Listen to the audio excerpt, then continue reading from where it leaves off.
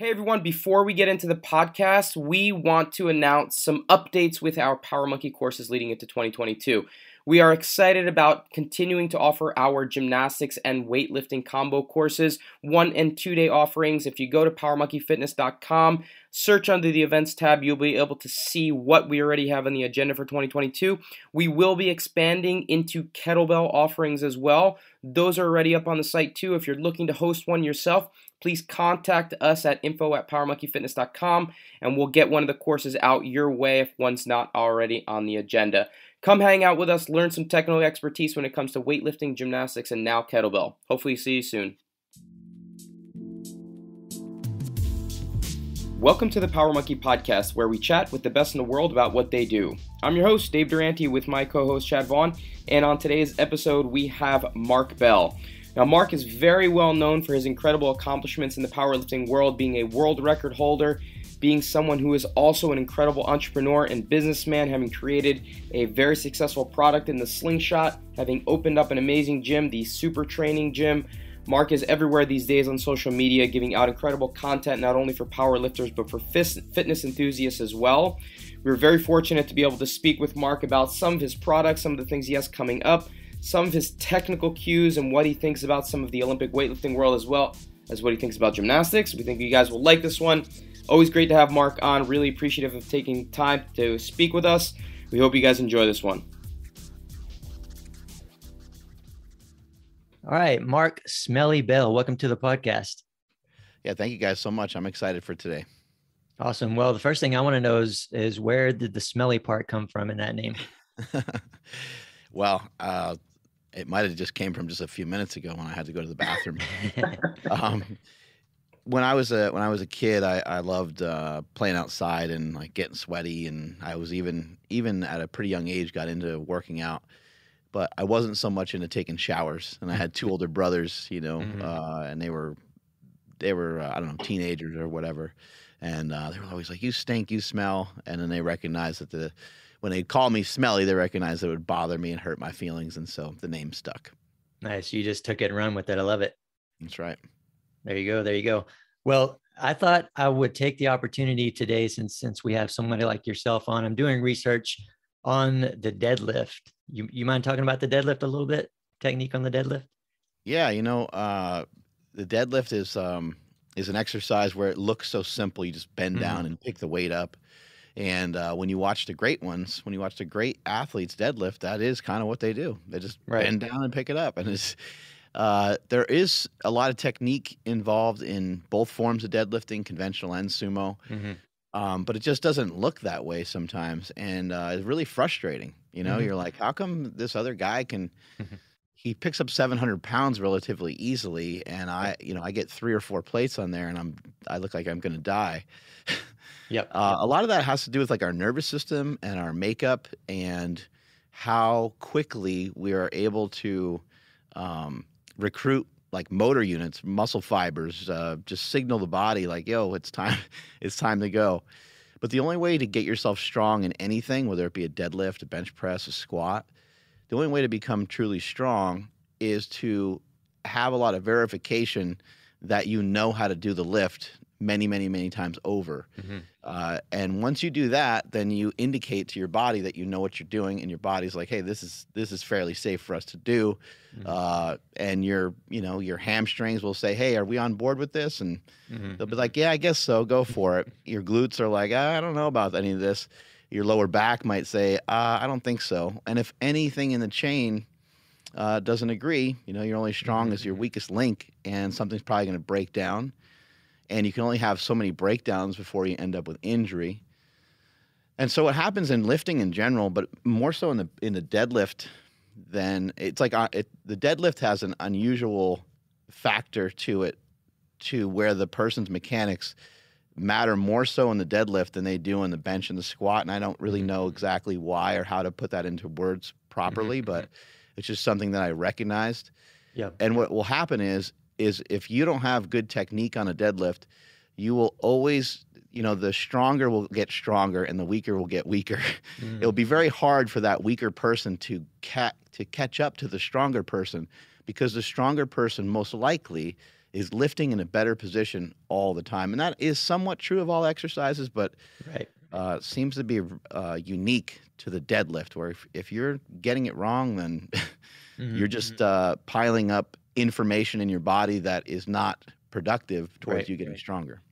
Certainly, at least somewhat true for the snatch and clean and jerk as well. And, you know, within my research, that's really what I'm trying to do, is come up with the best, most complete comparison of specifically the conventional deadlift, but also relating it to the sumo deadlift as well, to the snatch and clean, the start positions and the movement, and really the end goals in themselves. And what I like to do with anything that I write about on the Olympic lifts, anything that I teach, is I like to pick out the constants between, you know, as much as possible between every different body type, every different strength level, every different individual. So for example, is there anything with the Olympic lifts that all of the world record holders are doing the same? Though they can look different, of course, different body types are going to create different angles, different back angle, different shin angle, when they're down in their start position and throughout the lift. Is there anything on a basic level that they're doing that are the same? So for me, the first question is, in general, from your perspective, are there any constants with, let's start with the conventional deadlift, even though, you know, 2, 3, or all world record holders may look different in the angles in their body? Is there anything from your perspective that 2, 3, 4, 5 things that they're doing that are exactly the same, that everyone should be doing? First of all, I don't know anything about snatches and clean and jerks and stuff like that. Olympic lifts are not something that it was an area of like expertise for me. But what I do see still that I think is a commonality, even through Olympic lifts and all the way through to power lifts, and even just some lifts in the gym in general, is some sort of ability to maintain correct posture throughout an entire range of motion. And the correct posture appears to be that your chest is that you're maintaining like thoracic integrity, like you're maintaining like a neutral spine in some way, and those are achieved in many different ways. And so that can look a lot differently depending on the athlete. And with the Olympic lifts, the weights are much lighter, so the movement can look a lot different. Mm-hmm. But in general, there has to be like some sort of either arch or something that looks like an arch for a particular athlete. So I see that as a commonality, something that was said many years ago in powerlifting when somebody was doing a squat or something, they're going to walk out with a squat. Somebody would say big chest. You know, that was always like a cue. And that still seems to kind of hold true today, but it's not just for the squat. It works as well on the bench press, and it works as well on the deadlift. So I think there's one of the weird commonalities that I noticed is this kind of it's hard because people have such different mobility. Mm-hmm. But even when somebody has their elbows kind of up when they squat, you still want to actively try to drive your elbow down when you squat, because you want to activate the lat. Because if the lat is activated, then you're going to be able to maintain that thoracic integrity, that spinal integrity that I was talking about of being neutral.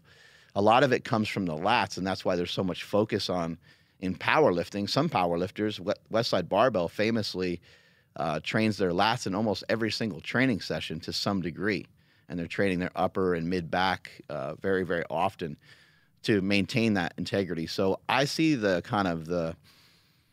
even though there's 2 lower body movements in powerlifting and there's only 1 upper body movement, I think the upper body is the key to the entire like matrix of powerlifting, is to try to maintain that chest up to some degree without overextension, and your shoulder driven downward away from your ear, almost like down and back away from your ear, which is a cue that we utilize in bodybuilding as well to help someone grow their back a lot better, because it's kind of hard to tap into the lats if you're just kind of haphazardly doing rows with your elbows out. If you drive them kind of down and in towards your body, you'll find that the lats will flex and almost feel like they're going to cramp up to a certain degree.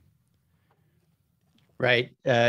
Taking the slack out, I guess, so to speak, would be, something that comes to mind when you're talking about pushing the shoulders down. One of the cues that one of my friends uses a lot is scaps in back pocket. And it sounds like that's what you're talking about there as well. And when you talk about the upper body and chest up and being able to maintain that integrity, one of the things that I'm really looking for is, from your perspective, where should the shoulders be in relation to the bar? And should that be the same for every individual? Because, you know, in Olympic lifting, of course, if your shoulders are too far in front of the bar, that's going to make it hard. The bar is going to be tugging you forward. It's going to cause you to lose position and optimal power, optimal movement, all that stuff. If the shoulders are too far behind the bar, then that's going to pull you immediately out of position. So for the deadlift, is there one specific location for shoulders in relation to the bar that you guys are looking for? I would say when it comes to a sumo deadlift, the shin angle is pretty straight up and down, and so you can get a lot of your body back behind the bar. And it's not normal, it's not typical that you see a lot of the knee traveling forward in a sumo deadlift, although it can happen here and there, especially with some of the girls. They kind of have longer legs. They kind of are forced to do that a bit. In the conventional deadlift, you'll see the knees. It's actually advantageous a lot of times to specifically drive the knees forward of the barbell, and to try to get your back locked in to a point where you're able to get your shoulders probably almost even with the bar, I would say. And if anything else, I mean, if you have the mobility to drive them back behind the bar and kind of squat the weight up, even though I know that some people are like, oh, that's a disaster. There are some people that can execute that style of deadlifting really well. The issue becomes sometimes that you're moving the bar. You're not really necessarily moving the bar higher. That's not really the correct term, but you're moving inefficiently sometimes. So if you go to squat down too far and you go to do a deadlift, when that weight really loads up on you and that weight sort of hits you, you'll see the athlete's hips, they'll move away from the barbell, and then their shoulders are, their whole upper body, you know, from their chest all the way to their head is over the barbell. And now they're doing this kind of two-part lift. So those are things that you want to really try to avoid. And in my opinion, a way to avoid those things is just to figure out a way to make yourself brutally strong. And then this conversation of positioning, it doesn't become a moot point, but it can be diminished quite a bit because it just won't matter as much. It does always matter because we can't get hurt, and we need efficiency so that every single workout and every single rep is productive, and it goes into that tank of productivity of saying, like, because you're trying to communicate to your body that you have this ability to lift these weights.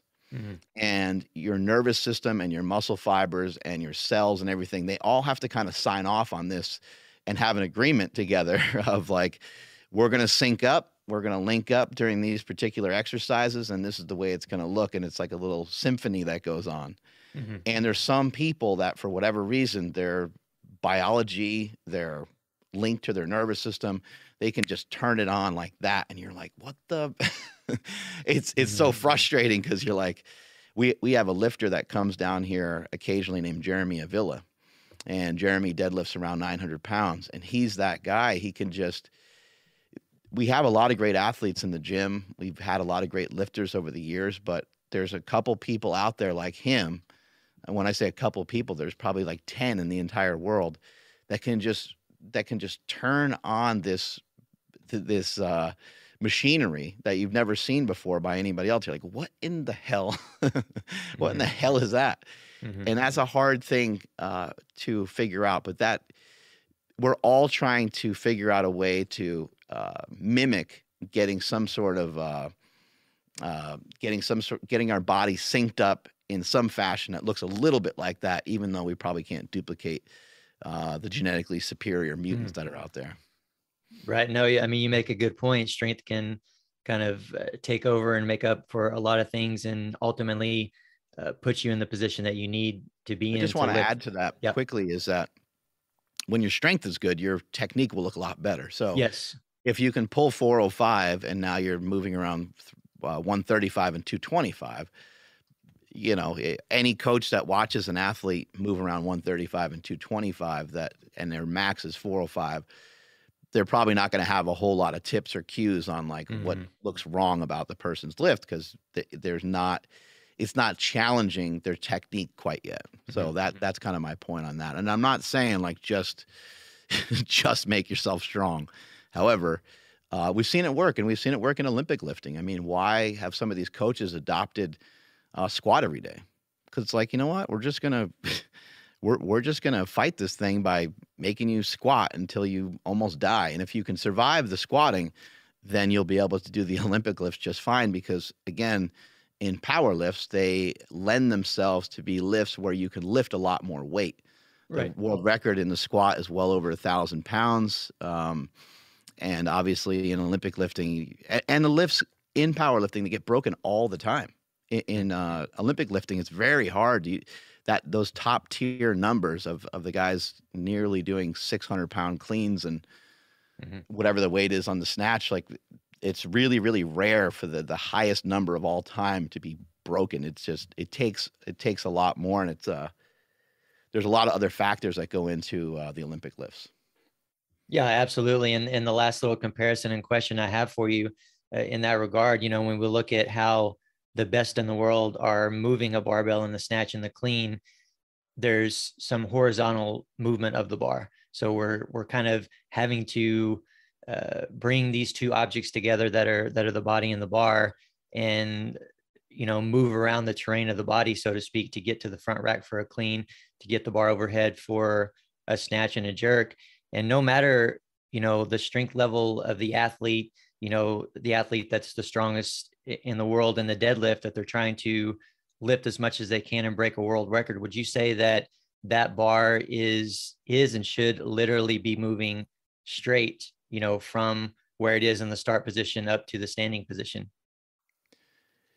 I've seen the bar move all over the place with many different style lifters. Not as much movement in the deadlift, but more movement in the squat and more movement in the bench press. So while, you know, a straight line is a great route to go because it is the shortest distance, it might not be the most advantageous for someone's particular body style or type. But normally what you see in a deadlift and what you see with the biggest deadlifters is that the bar moves in a straight line. And not only does it move in a straight line, but it also it doesn't move very far, because these athletes they either have like longer arms, or their insertion of where their arms are in proportion to where their shoulders are, in proportion to the distance. This is something that I obsess over, is the distance of somebody's ear to their shoulder. There's a huge, I think everyone's always just looking at arm length and forearm length and the size of someone's hands for deadlifting and stuff like that. And those are all factors. Those are all really factors. But an even greater factor is to have your shoulders kind of slope down. Arnold Schwarzenegger was built that way, even though he had very wide and very broad shoulders. And he deadlifted, I think, 727.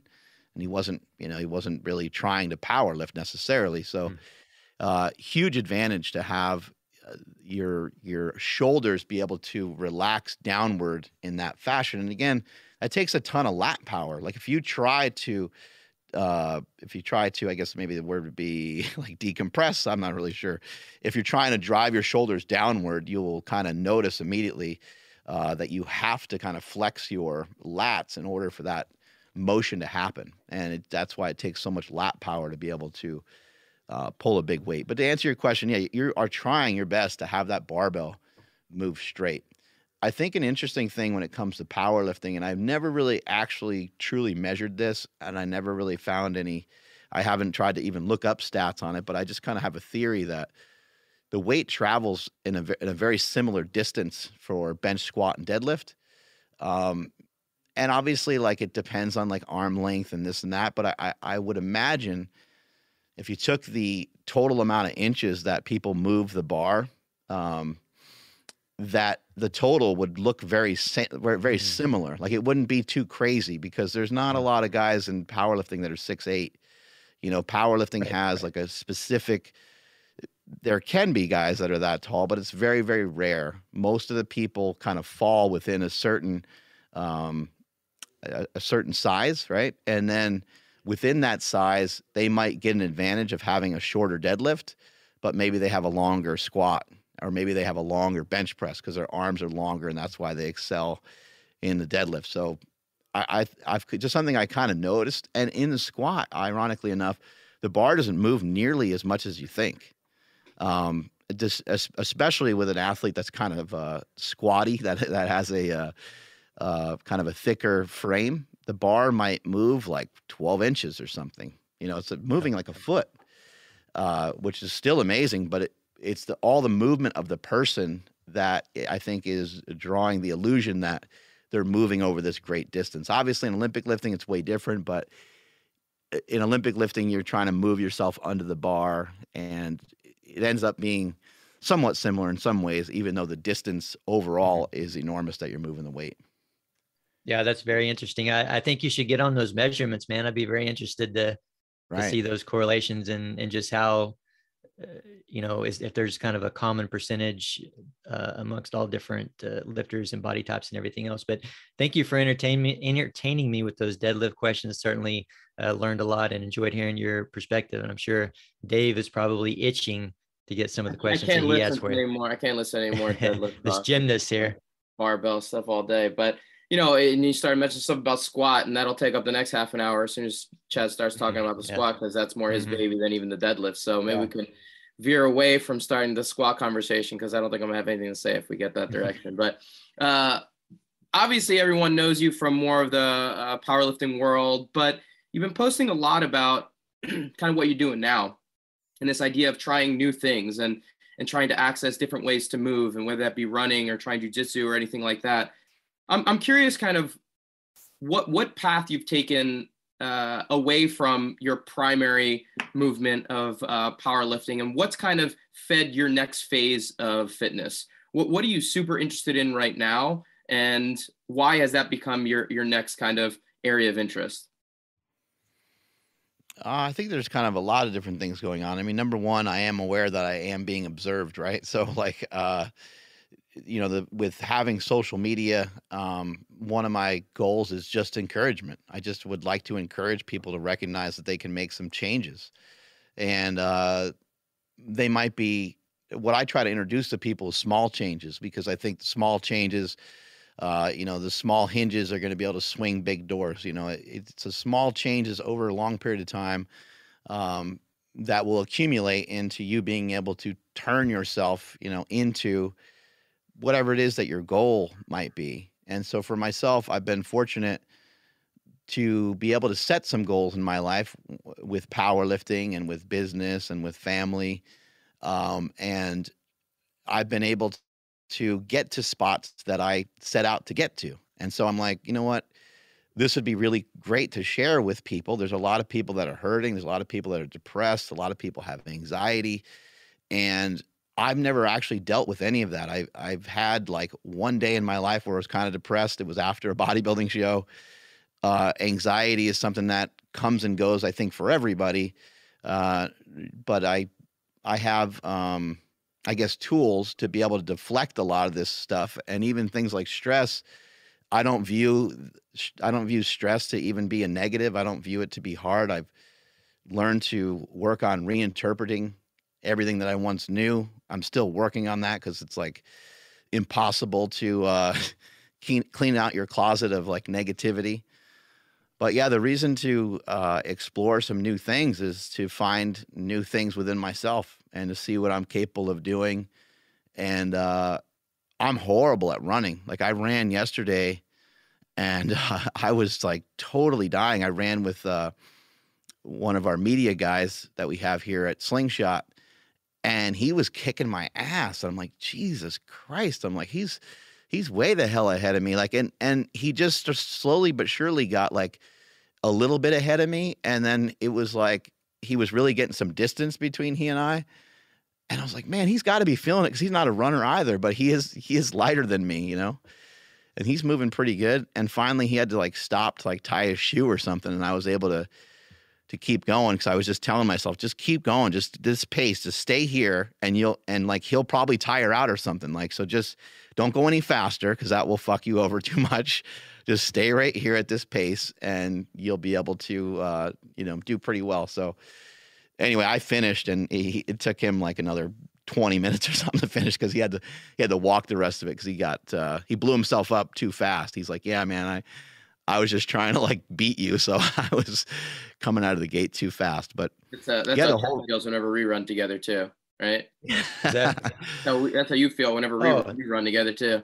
I was just gonna say, I can for sure relate to you on that, man. I mean, I've been trying to do a little more running myself, just within some CrossFit type workouts and some sprinting workouts. And I would way rather do sprinting workouts, because it's over a lot quicker and more up my alley. But a 400-meter run for a warm up is even just incredibly difficult for me. I don't know about you. Oh, absolutely. I think it's important that we figure out ways to push our minds, and we don't live in a world where we have temperature controlled rooms, we have Wi-Fi, we have all the access to all these great things.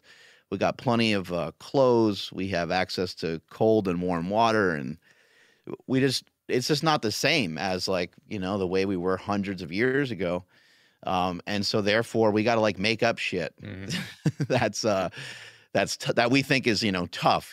Going for a run is not really tough. You know what I mean? It's just your perspective on it, and it's whether you're trained up for it or not.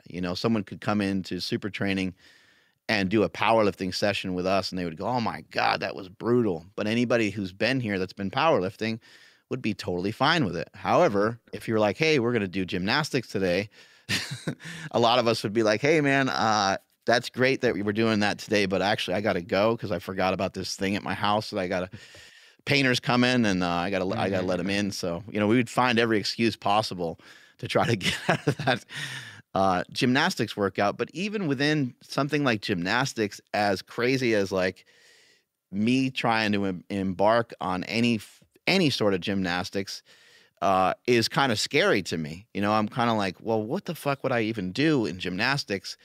Because at this stage in my life, my strength to body weight ratio isn't amazing. And my mobility is very poor. So like just the small stuff that I know about gymnastics is it takes a tremendous amount of strength compared to your weight ratio. It also takes a lot of technique. It takes a lot of, obviously a lot of time and effort in that, and a lot of practice. And I've never done any of those things. And it also takes mobility. So I'm like thinking, okay, there's 17 things that are piled up against, me doing gymnastics.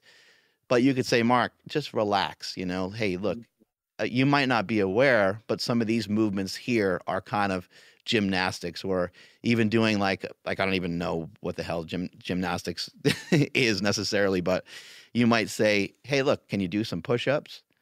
And you can calm me down really quickly and say, okay, well, there's 3 or 4 things that you can do that are actually not a bad base. Do you have the ability to jump? Not to jump high. Do you have the ability to jump? Do you have some of these abilities, some of these things?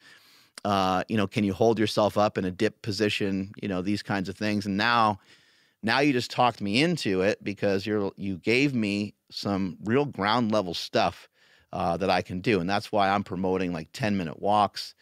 I would love to encourage people to run as well. And I don't think that people need to go out and like run, but hey man, run for 30 seconds and just see how poor your physical health is.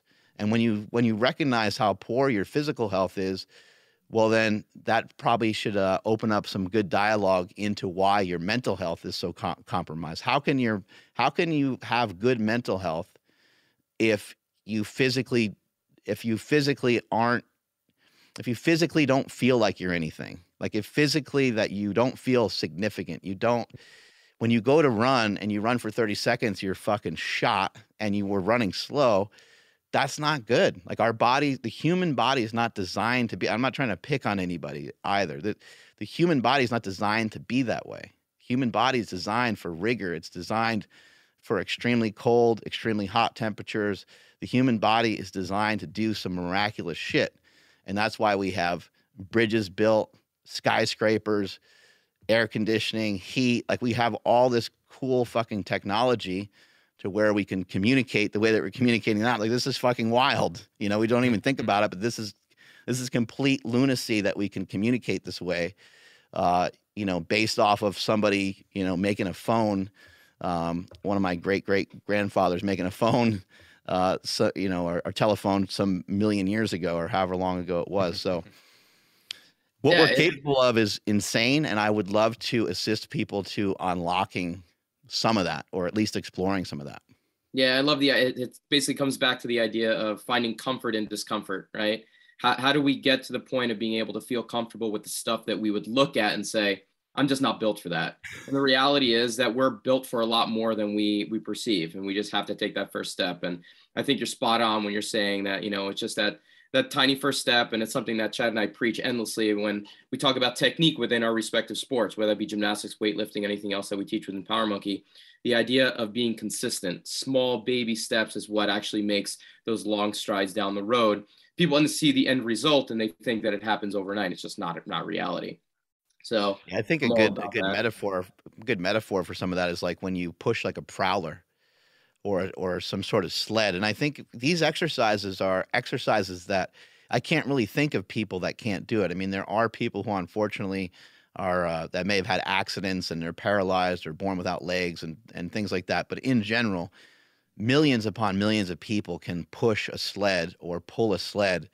And when you do an exercise like that, the analogies that start to pop up in your head are really crazy, because if you think about it and you're walking with these weights, well, once the weights get to be challenging, once they get to be hard, the first thing that happens is your head goes down. And now your head is down because you're just so focused on just taking that next step. After you do it for a while, you're like, I'm not even sure if I can take a next step, but I'm not to the end of this thing that I'm set up to do. So I'm going to continue to move my feet, even though I feel like I'm going to die. Mm-hmm. Finally, when you're done and you stand up and you look around, there's a couple people standing there. If you have some other people in your gym or you're exercising with some other people, they'll give you a fist bump and they say, good job, dude. To me, that's life. Life is like that. You take all these small steps, you concentrate on those small steps, you look at your feet so you got your balance and so you know where you're going, and you concentrate on the objective, and then you stand up. You know, one day after busting your ass for however long it takes, and somebody goes, you're a legend. You're amazing. That was unbelievable. I love what you do. That's really cool. And then you're like, are they talking to me? Mm-hmm.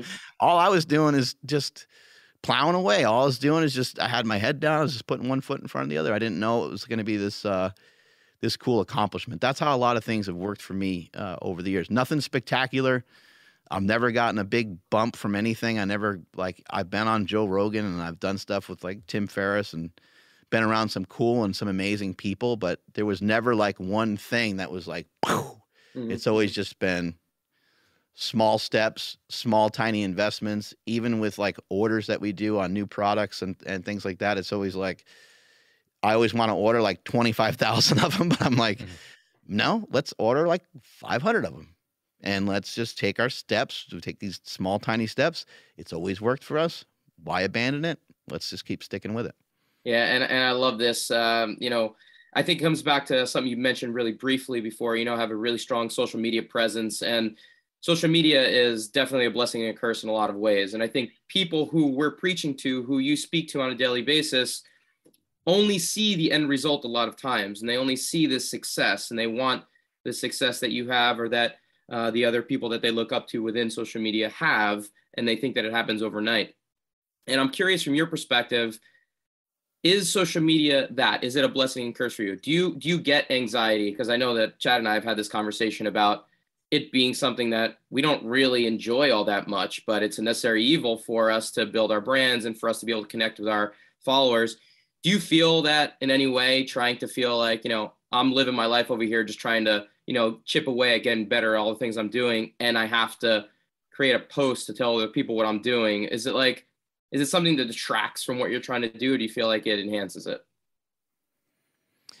My natural reaction, especially because of like what I've been learning over the years and me working on this reinterpretation, would say, no, it's not a distraction at all. Like, I just keep plowing forward, that's the athlete inside of us. And that's why sometimes just going off and doing kind of randomized training is not great for athletes. We tend to hurt ourselves because we need to like follow more of a plan, because if we ask ourselves how we're doing every day, we're just going to say, great, I'm doing great. I'm just, I'm going to go for these PRs. I'm just going to say, F it. Right.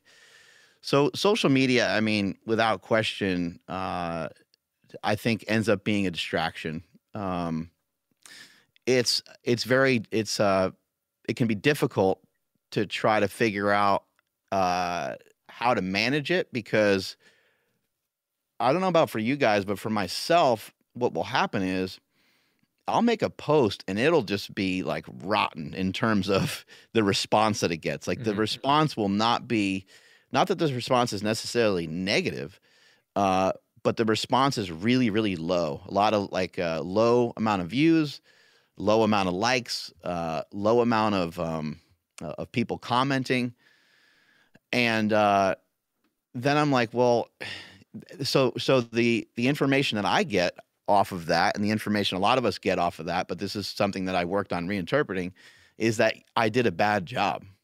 I somehow think that's kind of what you think, and it kind of, it sounds so silly to say it out loud, but it kind of hurts your feelings, because you try to take pride in everything that you do, right? I'm not trying to hurt anybody. I'm not trying to make a crappy post. I'm trying to give out information. I'm not trying to brag about anything.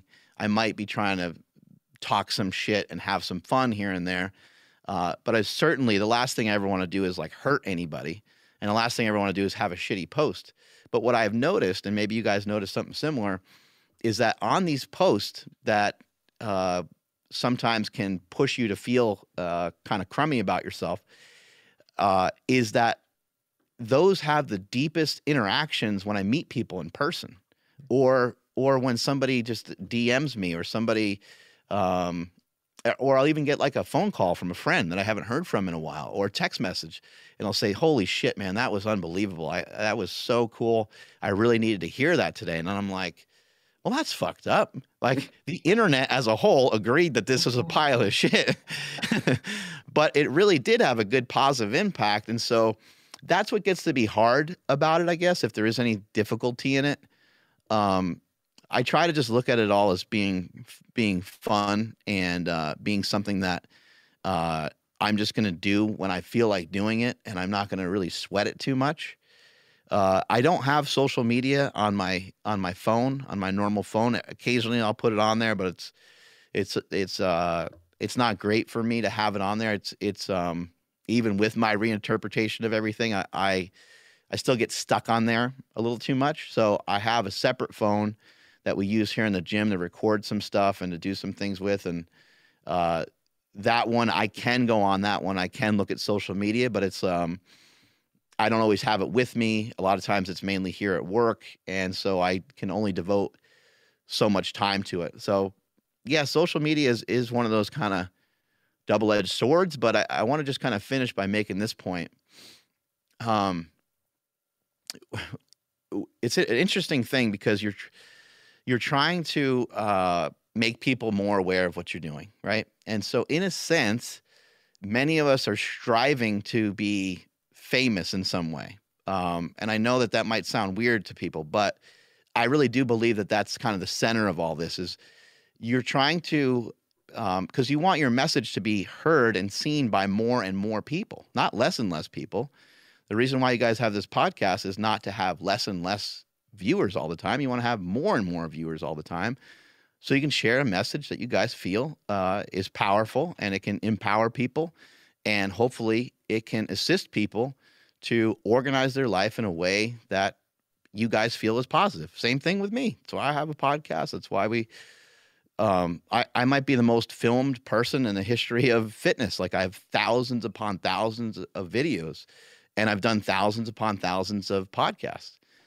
And this is, in a weird roundabout way, this is a way for us to get love and gratification from people. And I don't think that we understand or see that. That is the baseline of all this. And when somebody makes a shit comment, like, I'd love to see you do that without steroids or whatever, you immediately feel so attacked that you just kind of interpret that as being a negative. But if you look at all the other comments, like, there's so many that are really powerful, that are great for us, that are uplifting. So really, truthfully, social media is a real giant positive. It's way more positive than it is negative. And I wouldn't be a multimillionaire if it wasn't for social media. Like, that is something that definitely assisted. Like, I don't know how I would get my Slingshot product out there. This, like, would people mail me money? Like, I don't know how shit used to work. Like, people send me a letter and they say they want one, and then I ship it out to them. Like, I don't know. It seems chaotic. And so I love social media. And what will happen to a lot of people, though, too, is they'll get noticed in public, or someone will say, hey, that was a really cool post, and then the person will talk about how frustrated they are that they're getting recognized by so many people. And it's like, okay, well, you don't have to have a social media that draws so much attention to yourself. You don't need to make these skits and wear weird clothes and do all these other extravagant things that you're doing to draw attention to yourself. You could kind of just, stay under the radar. But I think it definitely is one of those things where there is a lot more positivity to it. But again, the human brain and just the design of a lot of us is to really, and I'm negative as fuck too. I got to admit, like, unfortunately, I can get very negative, but we tend to really hone in on that negative. We're not focused in on, I mean, I'm amazed at how many people have been impacted by myself, by my friends, by social media in general. And I think, like, by David Goggins, by Joe Rogan. I mean, people repeatedly talk about how hard these times are that we're in. Like, this is a really hard time. I think the only reason why people say that is because the times are actually so easy. These times are the best times probably in human history, especially here in the United States. I know there's there's a bunch of shit swirling around with certain things, but it's amazing the amount of great information that you can find, the amount of, but I think just because a couple things get a little topsy-turvy here and there, and a couple things get a little maybe just out of whack here and there, that's what we tend to focus on. But look at all the food that we have. Like, we have access to so much stuff. It's just unbelievably ridiculous. And then we tend to complain when our Wi-Fi doesn't work when we're on an airplane, shit like that. Absolutely. Absolutely. And I think one of the things, Chad, I don't know about you, but I think we both have to get secondary phones. I think that's going to be a big sure. takeaway. And make the sure secondary phone's also for your side pieces too. You know what I mean? Like, you gotta have mix it up. So just building off of that, both Chad and I, our wives play a very big role in what we do. Chad was, Jody, Chad's wife, was an Olympic weightlifter as well, part of Team USA for many, many years. My wife was a circus performer, and aerialist, and dancer, and does a lot with what we do with Power Monkey. And I know your wife Andy does a lot with Slingshot as well. I'm curious and your brothers obviously have a big part of what you do within the family business. How do you feel about having to interact with family at such a high level all day, every day? Is it something that you're able to compartmentalize and say, what we do at work with Slingshot is something completely separate from what happens at home? How do you navigate that? It's something that Chad and I both have to deal with on a regular basis. I'm curious how you deal with it.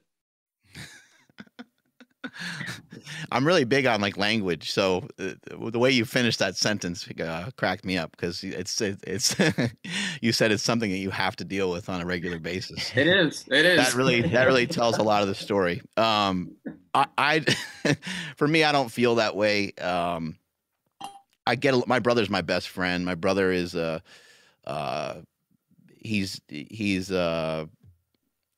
like my hero. I love my brother with everything I got. And so, yeah, I mean, we are brothers. So hanging out all the time, together, it can have some of its ups and downs, but we get along really, really well. And I think we give each other space when necessary. With my wife, we have pretty differencing of opinions when it comes to a lot of stuff. I'm more, I guess I'd say I'm more like, and I think every guy would say this in comparison to their wife, I'm more reasonable than she is. I'm a lot calmer, you know, and she'll view a lot of things as like, right away she'll think something's like an attack.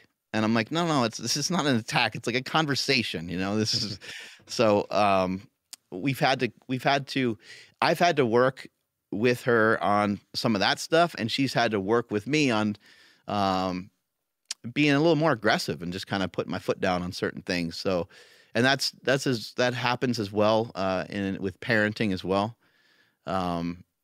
You know, my wife will be frustrated about something and she'll say, you know, you got to talk to our son about this or that or whatever. And she's like, you can't give him a bunch of outs. You got to like, you know, because sometimes it's important for a message to come from, you know, more than just one spouse, you know, that sometimes that can be important. That way everybody knows everyone's on the same page type of thing. But when it comes to the business, my wife and I can argue about it. And we can get into it a little bit, but it's usually just like it's not anything major. Like it doesn't, you know, we can be frustrated. We can have different opinions and that's that. And like, maybe it throws the night off for that particular night, a little bit, but it doesn't really. We love each other. You know, we've been together for over 20 years and we care about each other. And so just because we have a discrepancy about a sale that we're running and the way the email went out, it's like, that doesn't fucking matter. You know, it doesn't matter. You know, we want to be there for each other throughout our whole lives. That's going to be the person that's, you know, going to be with me and hopefully going to be with me in my times of need. And I'm going to be there for her in her times of need. So like those, to me, like those things are just, they're small. Plus I got to kind of end it with this as well, as we do different stuff. I create stuff and she basically just shoots it down with a machine gun every single day. She's got a lot of ammo in that fucking thing too. Got to keep you humble, man. Yeah. So, yeah, our jobs are way different. You know, she's a little bit more of a realist and she has to factor in, you know, the shipping, and she has to factor in how we communicate this to our customer. But I'll just like drop shit and I'm like, here's another idea. Here's another idea. Here's another idea. And she's like, how are we going to communicate this? Where are we going to get this from? Like, we just came out with a fasting gum just a couple days ago. And a couple days before that, we came out with a hydration product. And we have a bunch of stuff that is quite different than anything we've ever done before. And so she has to like solve all the riddles of like the actual execution of these things. How are we going to make these things? We've never made these particular products before. You know, where are we going to get a manufacturer for a lot of this stuff? And so her job is way different than mine, and I don't really cross boundaries into that. And she doesn't really cross boundaries into mine. The only thing I work on with her is just like, just trust me. This is a good idea. This thing is going to work. And don't tell me the 17 things that are wrong with this idea that I have, because anyone can do that. This is a good idea. Let's like try to figure out a way to run with it. Love it. And you're spot on, man. You've pretty much explained my life and my relationship just about to a T. I think it's very common feelings and roles between any husband and wife for sure. And in my house, I'm called the lollipop because I'm the sucker that lets my daughter get away with everything. It's true though. I mean, you and Ella have quite the relationship. She runs all over you. Oh yeah, for sure. But, wouldn't have it any other way. Mark, do you and your wife work out together? Do you train together at all? We tried that a couple times. Doesn't really work well. She, you know, she doesn't like to be told what to do. So she'll just kind of, but she doesn't mind. Like if I gave her some exercises to do, she doesn't mind that, but like execution of the exercise, I'll get a really nasty look. And I'm like, that doesn't seem like that's helpful towards me scoring tonight. So I'm going to do something else. Yeah, it's interesting because my wife can 100% coach me, and she does it. any competition that we're together at, but I absolutely cannot coach her. No way. I don't even try anymore. I'll screw up every now and then and say something, and it's a very quick shot to the gut and a reminder that I need to keep my mouth shut. No, Jody, you got to be. Jody's. If you've never met Jody, she's the intimidating one around. You got to be careful. It's always like you always think she's got a shank on her. You got to be careful. She does. Her. Yeah, she does. Yeah, my wife is the CEO of her company. She runs everything, and I don't think anyone's. I hope that no one's scared of me, because I don't usually come to anybody with any bad news. My wife is the one that has to do all that stuff, and she was a Division I swimmer, so she's way into exercising and fitness and stuff, and that helps a lot, with my weird diets and different things. She's usually like on board at least 80%, and even my kids will they'll sort of eat. They'll eat pretty similar, we have, and we I'm very fortunate in the fact that we make time for each other. We have dinner tonight. We have dinner every night together. I mean, almost every single night. Every once in a while, there's someone's got this or someone's got that, and we just can't do it. But we're very family oriented.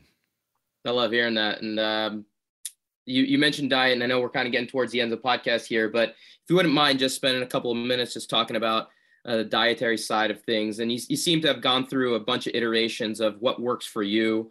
And I think that's the case for what most people should do, right? And there's not like a one size fits all for everyone. Everyone's makeup, everyone's genetics kind of will guide them through to a specific diet of some kind that will work for them in terms of longevity, in terms of health, in terms of well-being.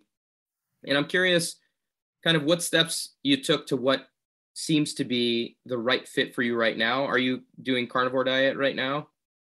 Yeah, right now it's World Carnivore Month. That was set up by Dr. Sean Baker and then made popular by Sean Baker being on Joe Rogan's show, and many other people dove in. And I think it's a great reset for a lot of people. I know people get all crazy about it and they're like, man, like, what's the science behind any of this? Or, I mean, it just seems like that humans had to survive off of meat at some point, and there was probably some cold winters and things like that where you didn't have opportunity to harvest certain other types of food or find fruit and vegetables and things like that, and you probably did have to survive off of meat. So that's plenty of science for me to think that it's okay for us to eat that way.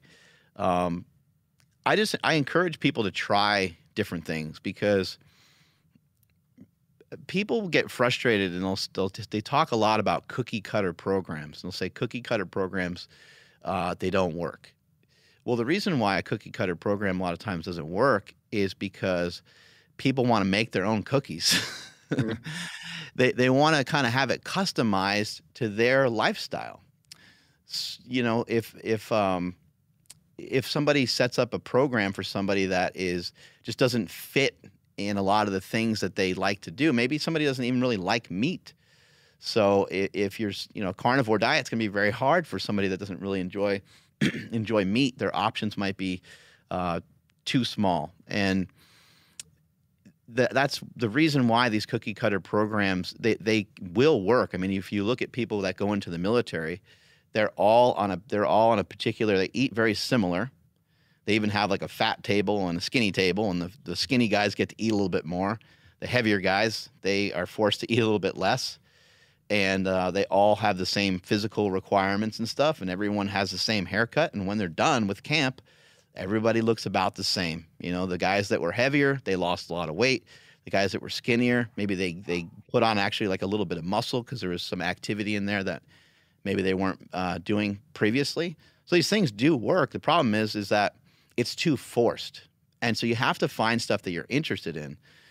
Anybody that's looking to be successful in anything, just make sure that box is checked. That's the first box, and probably the only box you need to really worry about. How interested are you in this mission that you're on? How interested are you in this business endeavor? How interested are you in transforming your body? If you try a diet and 3-4 days later you start to fail, well, at the moment in time, you have to be honest with yourself.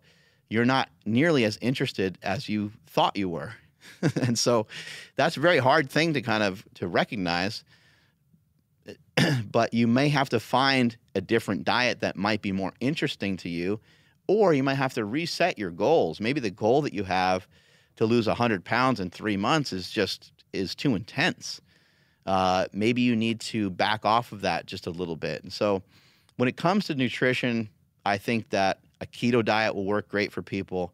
Calorie counting can work great for people. If it fits your macros, can work really well. A bodybuilding style diet. You got a carnivore diet. You have a paleo diet. I mean, there's all these different things, and everybody's always looking for what's the best one. And then you sometimes hear somebody say, there is no best one. It's the one that will work for you. And I tend to agree with Stan Efferding, who says compliance is the science. So what's the best exercise? The one that you're going to do. What's the best? I mean, we all have friends that like they keep doing the same thing over and over again. But hey, look, man, they just love that. They love deadlifting. They love squatting, and they don't care that their knee hurts. They want to complain to you about it, but they still want to squat because it's like interesting to them. They love it. They just can't get enough of it. And yes, maybe they should explore something else, but they're not interested in other shit. They want to do that. And I think the same thing is very true with diet. So you got to find stuff that's interesting to you. On the same note, you also need something, I believe, that a lot of people need something to look forward to. And so that's why on my Instagram a lot, I set up challenges, or I try to encourage people like, hey, try this for a couple of weeks. Unfortunately, trying something for a day or two, like just usually isn't enough time to really see how it feels and see how it fits into your lifestyle. And so you have to do something for a good period of time. Usually a month is a really good sample size for you to kind of determine how well something worked for you.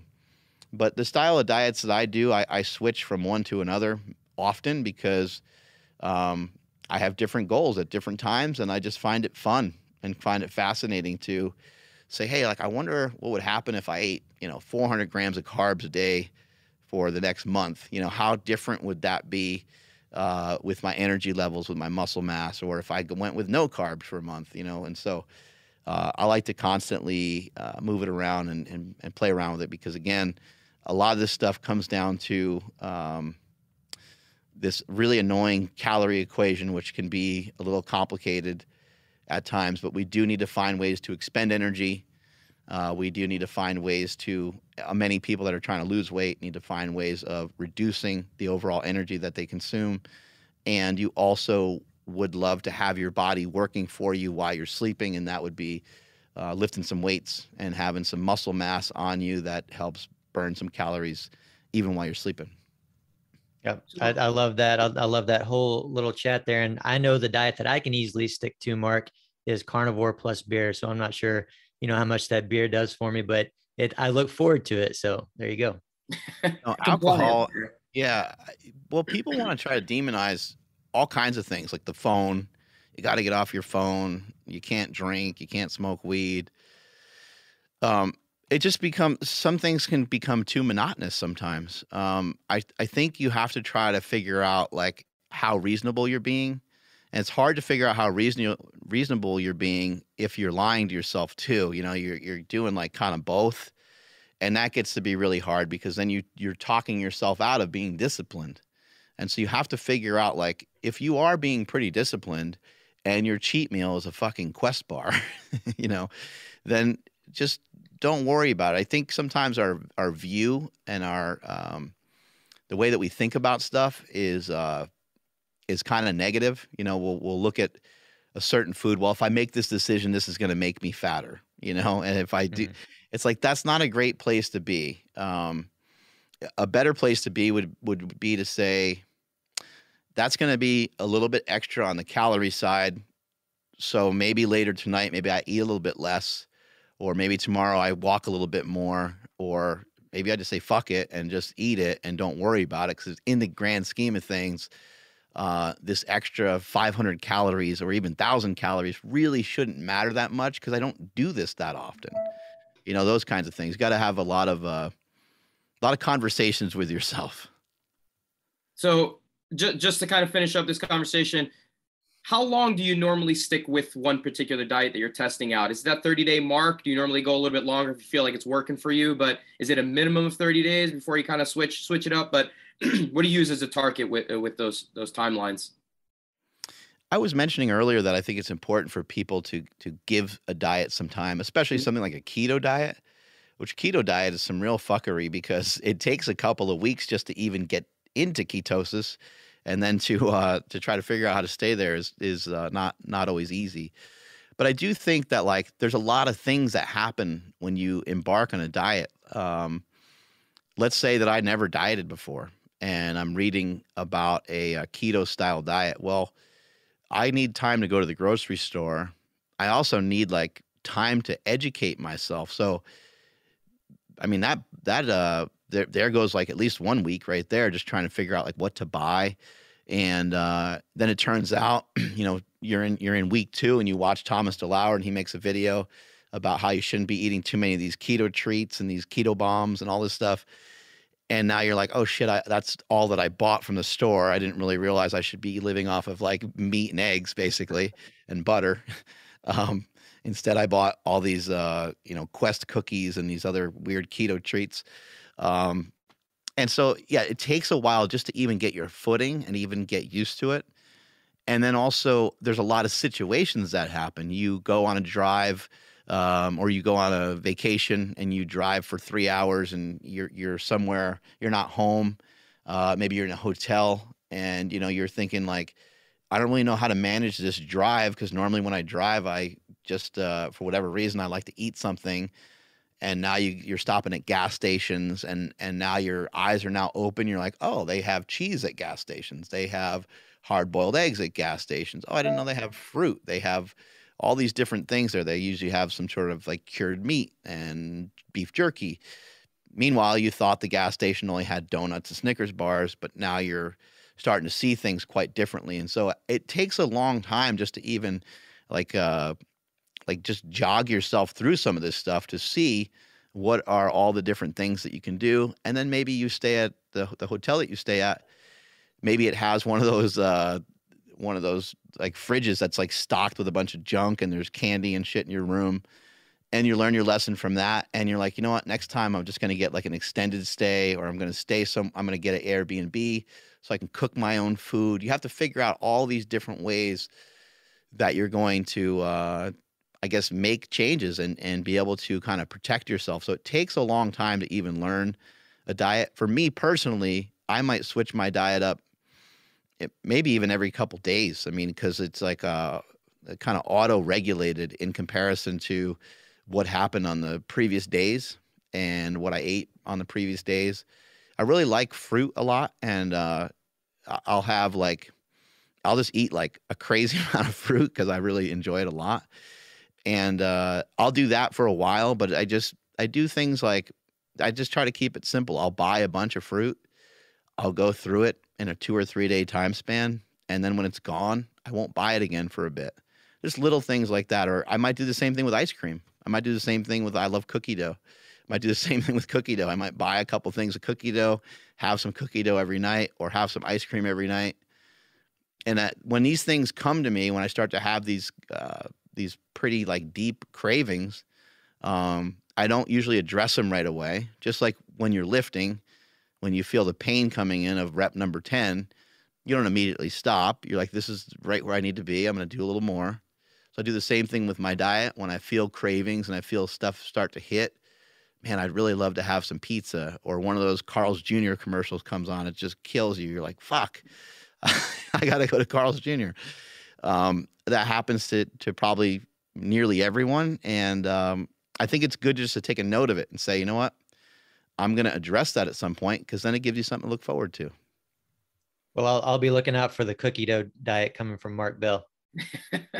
As long as there's a couple beers associated with it too, right? Yeah, exactly. There you go. Yeah. Well, Mark, we appreciate the time, man. We know you got so many things going on. You're super busy. Before we get you out of here, you mind answering a couple quick questions for us? I'm down for it. All right, real fast. First one, I think I know the answer to this one already. But what sport discipline do you prefer, weightlifting or gymnastics? Which one would I rather watch? I wonder, huh? You know, like, I'll take that. I'll take There you that. go. yeah. Yeah, I guess I'd rather watch gymnastics. Ooh, all right, there you go. Take that as a win there, Dave. I'll take that as a diplomatic answer as well. Thank you very much for that, Mark. Question 2, anyone that you think would be great for us to have on the podcast that you've come across recently? Stan Efferding would be amazing. All right. Rhino. Right. Fantastic. Perfect. Jordan, get that on the list. We got to get him up. Nice. Well, your gymnastics answer there hit me deep in the heart there, Mark. Maybe you and I should have another conversation at some point. You know, honestly, when I was coming up as an Olympic lifter, and I would tell people weightlifting, they of course immediately thought that I was a power lifter, and I had to go into the long conversation of, you know, I don't do a lot of bench presses and that kind of thing. So it would be interesting to hear, you know, at some point your take on some maybe things in the Olympic lifting community that you can see that you think could be different or better from the athletes in their training, and just in all kind of different ways. It would be interesting to hear both of those sides, and any annoyances that you have. I know there's probably some annoyances from the powerlifting community about Olympic lifting, but I will say that, you know, getting into the CrossFit community has really opened my eyes, like it has for a lot of people, to a bunch of different sports, and powerlifting is one of those. Mad respect for the powerlifting community and for that discipline specifically. And, you know, like I had those deadlift questions in the beginning, I'm trying to learn more and more about powerlifting. Certainly some aspects and teaching from that community now go into my programming and all that kind of thing. But any books that you've come across recently that you'd recommend to our listeners? Nope, I don't read. But Nice. to kind of address a little bit of what you're saying about Olympic lifting and stuff like that is, I think whether it's Olympic lifting or powerlifting or CrossFit, I think one of the tendencies that I see, and in bodybuilding even, is we just do too much of the actual sport itself. And Right. so I think that is like, I do realize there's like a synchronization and there's a technique aspect that's so deeply etched into Olympic lifting and things like swimming and stuff like that too, where it's like, if you don't do the activity, you will regress a little bit. But I think that's just maybe thinking a little too short term. So I think that like power lifters should bodybuild. I think bodybuilders should power lift. I think Olympic lifters should probably mess around with kind of all of it. Power lifters messing around with Olympic lifting wouldn't necessarily be a great idea, just because a lot of powerlifters don't move well. But again, that's short-sighted as well. If they worked on that, maybe they would move better. And a better athlete has more opportunity to be a stronger athlete, especially because they can work on their strength for longer, because they might have longer longevity. So in my little experience with Olympic lifting and being around it, I just saw people routinely, you know, working on their clean, working on their snatch. I saw them routinely missing a lot of lifts. And I know it's more common in Olympic lifting to miss lifts, but a great, I think mixing some of the concepts would be great. Like if you took me through a bunch of different exercises that you use for Olympic lifting, we could very easily and very quickly start to determine like, oh, these would be sick for me to implement for powerlifting.